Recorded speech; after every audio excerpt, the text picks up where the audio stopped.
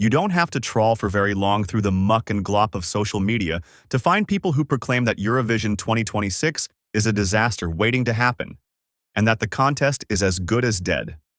But as Mark Twain wisely observed, reality rarely turns out as bad as we fear.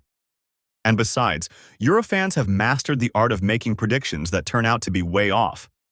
So, before my predictions of a not-so-bad-after-all edition are well and truly burnt to ashes, let's explore 7 reasons why we can be excited about Eurovision 2026. First up, we all remember our surprise when last autumn not 1, not 2, but 3 Eastern European countries announced their return.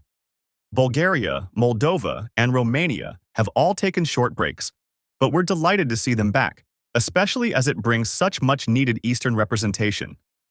Not only that, they all have strong entries that have a good shot of making it through to the final, which would undoubtedly encourage them to continue sticking around.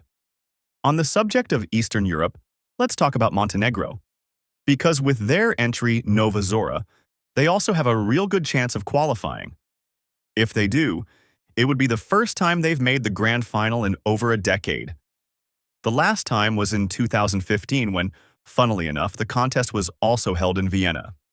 Next is the UK finally doing something a bit different. Now, while a song with German lyrics might have been more British had the Battle of Britain not gone the way it did, sonically and otherwise lyrically, it shoves its Britishness down your throat and out the other end. It also marks a refreshing departure from the mainstream radio pop the BBC have selected of late. Eins, zwei, drei is divisive and risky. Perhaps Europe will delight in this eccentric inventor singing in German, or maybe they'll be utterly confused. Who knows? Now to talk about some winners, starting with Finland. They last won 20 years ago with Lordi, and are on track to do so again. The Finnish have really been on their game these past few years, and have turned UMK into one of the highlights of the national final season. So if any country deserves a win, it's them.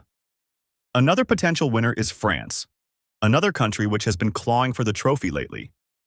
Monroe may be the youngest contestant this year, but she brings talent many of us older can only dream of. They haven't won since the late 70s, so have been waiting a long time for the next victory.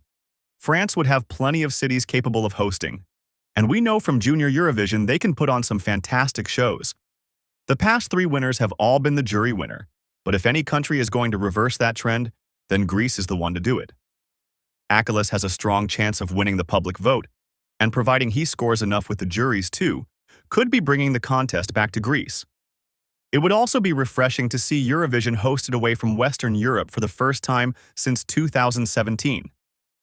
And lastly, there's the fact this is the 75th anniversary of the Eurovision Song Contest. Sure, the contest is facing a bit of a rough patch at the moment, but it's not the first and won't be the last. And despite all the turmoil of these past 7 decades, Eurovision has carried on and continued to grow. Who knows what the coming years will bring, but we can be sure that our contest will be here to celebrate the diversity, music, and culture of Europe and beyond. Sometimes it'll stress us out, but other times it'll fill us with excitement and joy. What would life be like without Eurovision, eh?